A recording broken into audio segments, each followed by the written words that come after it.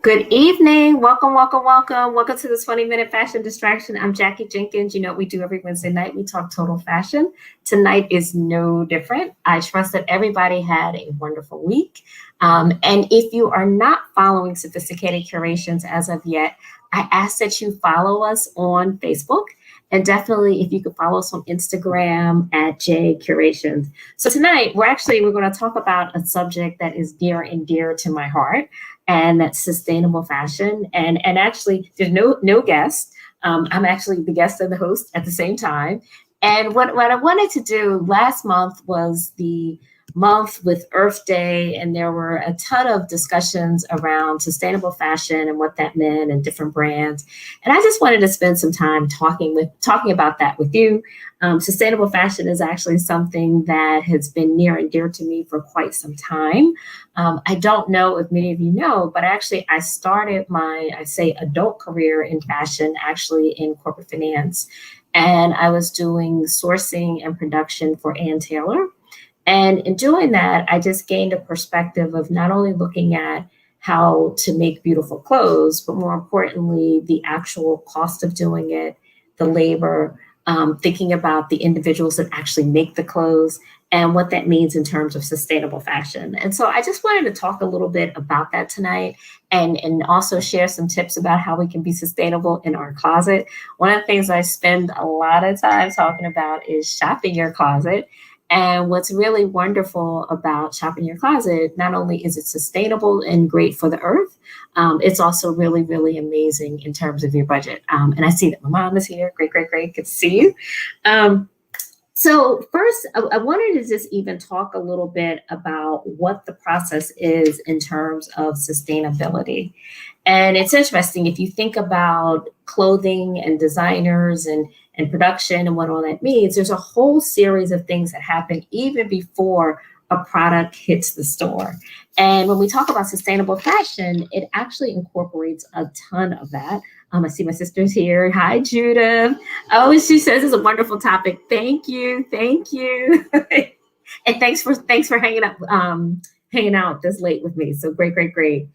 And in terms of sustainable fashion, one of the areas that I wanted to talk about is just even the overall design process. And you probably are seeing a lot in the different magazines where designers are talking about they're designing sustainably.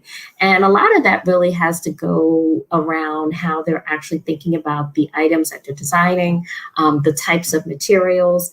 There has been, I think it was LVMH announced last week that they are actually allowing their excess materials to be sold to emerging designers so that their excess stock doesn't actually go to waste. And that actually is a sustainable process in terms of making that happen. The other one is just the use of the materials and using materials that will actually naturally decompose. And so that whole thought of, a lot of what we wear ends up in landfills. And basically, you want to look at using materials and fibers that will actually naturally break down so that they can actually be part of the overall cycle as far as decomposition of goods. And then there is the whole selling process. And I'm quite sure everybody here is using Amazon. And one of the things that Amazon does and a lot of the e-commerce companies is that you can actually use the box that your original item came in to do a return or use it for another source. And basically what they're trying to do there is you actually use reusable goods. And so that actually is a process of trying to be sustainable. I don't know if you've noticed, like over the past probably 2 to 3 years, you've noticed like different packaging that's being used, the use of items that are useless paper. That's another example of sustainable. Quite a few designers are using recycled paper for their actual packaging. That's another use of being sustainable. And then the other area around sustainability that you don't always hear as much of is actually the social aspects in terms of fair wages for the individuals that actually make your clothing. And one of the things that I learned, I guess about 3 years ago, I actually wrote a textbook on fashion and sustainability. I mean, it was fashion and supply chain, but so much of supply chain and sustainability that it actually became a sustainability textbook.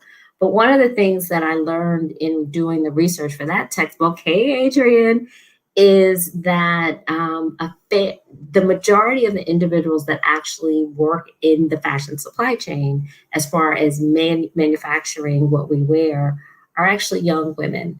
And can anyone just drop in the chat like what percentage that actually is? And that's why it's so important that when we talk about fair wages in fashion, that we do think about the actual individuals that make the goods, because a lot of the goods are actually women of color that are working, young women that are actually making those goods. And I'm curious, can anyone guess like what percentage are typically women that are doing manufacturing in sustainability? So here are some tips. And Judith says using plastics to create wonderful shoes. Absolutely. There's been a lot of recent research around using alternative materials that are better for the environment, but also create some really beautiful goods around that. And so here are just a few things that I do. 26%, nope. Please keep dropping in the chat the percentage that you actually think women that are in the sustainable supply chain. Note 26% is actually kind of low. It's actually higher than that, but I'll look to see what other numbers come in. So I just wanted to share a few of the tips that I do in terms of sustainability in my closet. And the first thing I do is I read labels.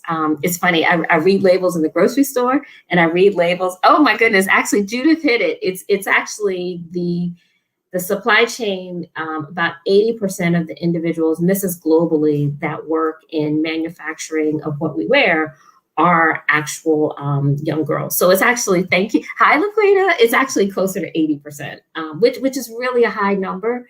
And so when we talk about sustainability in fashion, that's why it is so important that we think about, how can we do things from our own personal practices to really support a more favorable supply chain. So yeah, 80% are young girls. So we always want to think about that. So one of the things that I do to be sustainable in my closet is going back to this whole reading labels. And I jokingly say I read labels in the grocery store and I read labels in clothing store. And what I'm looking for on labels are two things. One, well, actually it's three things. One, I usually look for the country that an item is made. Not to say that, I would not purchase from a different country, but I'm always curious to understand where an item is made. I also find that very interesting when you think about favorable labor practices and what you may know about different countries. So I always find that to be very interesting.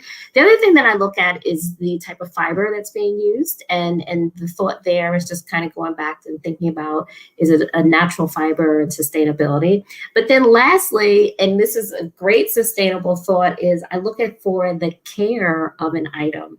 And the reason why care is so important and key when you talk about sustainability is we're not saying don't shop, or we're not saying don't buy, but what I do want to say is look at ways to extend the life of what you have in your closet. And a great way to do that is actually look at the care in terms of how you care for an item. Does it need to be dry cleaned? That's a whole nother issue in terms of environmental, but you need to understand that. Or is it an item that you can actually use hand wash, this or that? And one of the things that I have been really tuned into are looking at ways to be more conscious about that in terms of the overall care and extending life. One of the worst offenders in terms of sustainability is actually something that we all love. It's denim. I cannot say it enough. To actually make a pair of jeans, it takes 1,800 gallons of water for one pair of jeans. And to put that in perspective, that is like the weight of 4 cars. It sounds absolutely insane. It's just that to actually process the fabric, there's a series of dyes, but there's also, when they talk about like cold washing jeans, that's part of that process. And if you think about the shortage of water that occurs around the world, denim is definitely one of the more challenging offenders in terms of fashion. So one of the things that I say or try and do around denim is I never throw it out. If anything, I try and repurpose it or look at ways to donate it or actually, pretty much make donations on it. So I would say, do not throw your denim in the trash. And you know, one of the things about denim is that they do tend to wear well. And so if there's a way to actually extend life on that is really key. Yeah, no, I know, Adrian, it's really incredible. Like 4 cars to make a pair of jeans. And actually distressed jeans, which are like so hot, are actually an even worse offender because of the chemical process to make that happen. So I would say do not stop wearing denim, but look at ways to actually extend the life on them. Another point is just really looking at, you know, there are aspects of fast fashion that I love, but I also, when I think about sustainability and who's actually making our clothes, I understand kind of the impact it can have. And so some of the things I think about are, you know, are there ways to look at items that may be more classic that you want to purchase versus looking at kind of always being on trend, right? And so in preparation for tonight, kind of did a mental exercise in my closet, and I tried to figure out the oldest item in my closet. And I encourage you to do that because it will kind of get you to think about how you're purchasing, and are you purchasing items that tend to stay around for a while. So what my oldest item actually in my closet was actually an item that was gifted to me, and I probably will never give it away. It is my grandmother's stole. And I have had that. It's got to be at least 30 years now, and so it's an item that I will always keep. But it's also a reminder of just looking at purchasing items that will stay around, so that you're not really contributing to fast fashion. Oh yeah, so Jack says she loves the blouse. Yep, I was actually demonstrating another thing in terms of sustainability. This was an item that I from vintage, so definitely secondhand. Items are a great way to extend what you wear. And then some of the things that I say when shopping, and these are just kind of like some mental notes that I say to myself so that I'm not purchasing things that are not going to stay in my wardrobe, is one, before I buy an item, I always say, does what I have in my closet look better than what I'm going to purchase? And the reason why that's so important is because often we get home or we get an item online, and we realize it really doesn't look better what we have in our closet. And that's why shopping our closet is so key. The other question that I say to myself is, what will it go with? I never say where will I wear it, because there's always somewhere you can wear something. But I do ask the question, what will I wear it with? And my last question that I usually ask before purchasing an item is, does it make me happy? And the happy one usually trumps all of it because the happy piece is key. And so I just said it to say, you know, a lot of times shopping can kind of be like a way to either kill time or to, you know, shopping therapy. But when you think about sustainability, you do really want to step back and ask yourself the question of why you purchase, and what does it mean, and how does it make you feel in terms of that. And so I just wanted to share with you, I mean, one of the great things that has happened for me in COVID has really been my focus on, because I'm not really out in the stores or anything. It's really forced me to think about designers that I might not have either known about, or just designers that I've had a chance to discover on the internet or read more about. And there are a few sustainable designers I just want to share with you that I've come across. I mean, like everybody knows the Eileen Fishers of the world and the Stella McCartney, but there are a few emerging designers that I just wanted to share. Oh, and Jack says she's going to look for the oldest item. Yeah, no, that exercise of trying to figure out the oldest item in your closet is quite interesting because it kind of is telling in terms of what is there and why. So I just wanted to share a few designers with you. The first one is Kay Peel. Kay Peel is this, what I just showed you is a head wrap. She is an accessories designer out of Delaware. One of my former guests, Stephanie Mays Boyd, introduced me to her, and I'll show you the item that I did get from her. But what she does is she sources her products from local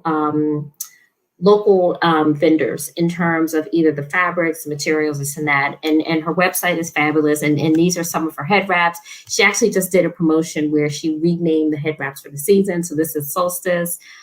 This is her head wrap, Adina.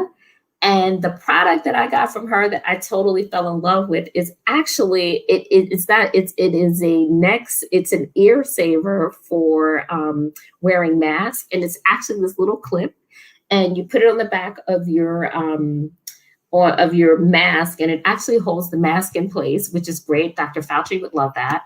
But even importantly, what it allows you to do, and I have not been able to do this all COVID, it allows you to be able to wear big earrings with your mask on and not really have the two interfere. So it's actually kind of cool. So Kay Pell, she's on the website. She's really great. I see Terrence is here. Thank you so much for joining. I want to share another designer that is sustainable and really like what she does. And these next two are actually Brooklyn designers. I live in Brooklyn, and I don't know, for some reason I seem to have a fetish with the Brooklyn designers. Aurora James, and some of you may have recently heard about her. She has been very active with looking at diversity in fashion, and was one of the lead person that put together the initiative to get brands to agree to carry more Black designers in their stores. So Aurora James is the individual behind that, but she has a shoe line, Brother Velez, which is an amazing brand. What I love about what she's done is she actually sources her materials and her designs from Africa, and she works with our craftsmen in Africa to actually develop her shoes. Here are two of her examples. Totally love what she does. I mean, this is a fabulous shoe. And then here's just another piece. I actually, it has a lovely little price point to it, but it's one of my aspirational buys. In terms of a shoe that I definitely want to make sure I have in my closet. But what I love about her is she is actually putting the craftsmanship of Africa and the materials in use in terms of developing her brand. So it has a message, it's sustainable. And then the last one I will share, I have not had a chance to visit or see what they do, but I saw them in an article and I thought that was pretty cool. I love the outfit. Chelsea Bravo, they're actually also out of Brooklyn.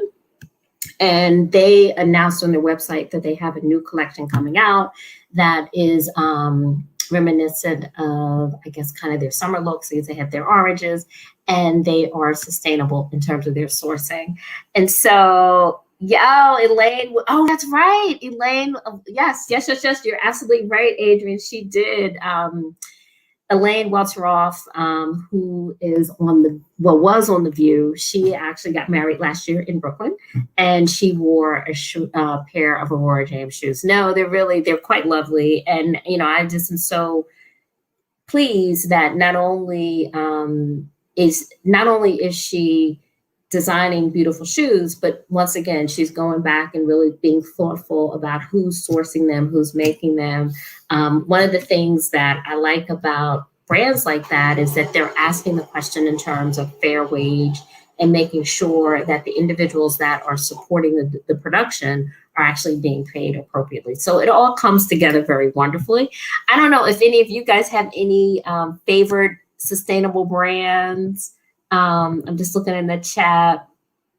And what I will do, because I'm the worst with this of typing the websites during the show, I will put the websites in the feeds after the show in terms of that. And so, yeah, I mean, the big takeaway on tonight's show is definitely there is a way to save the planet one closet at a time. And I believe that can happen with your closet. And I think so often we get so caught up in kind of the big picture of what we can do in terms of making change. But it's as simple as, before we make a purchase, just kind of thinking about how does that fit either in terms of supporting the environment or supporting what we're trying to do from a fashion perspective. So those are my thoughts on fashion and sustainability. I'm working on bringing on the show an individual that does, she's focused on refurbishing outfits through sewing. So I definitely want to feature her. I can't wait to show that. And if you have anybody that you'd like to feature that that focuses on sustainability, please let me know, because I definitely think that there is an interest and a need really now as we think about like kind of what the world will be like post-COVID. And I think sustainability is key in doing that. And so with that, my fashionistas, I want to say have a wonderful week. I will see you next week. And next week, oh my goodness, I forgot, just quick shout out. Next week, we will be celebrating the women and sneakers. I like to thank New York City Design, Harlem 2020 with Richard Pelzer. We're going to do a piece where we will be looking at women and sneakers. So stay tuned. That will air next week. And as always, I say, you know, there's a lot of things that you can do. And I appreciate that you spend that time with me every Wednesday. And I look forward to seeing you next week. And please do go and look in your closet. And if you could, I'm curious, just post what's the oldest piece that you have. Have a wonderful week. Thank you.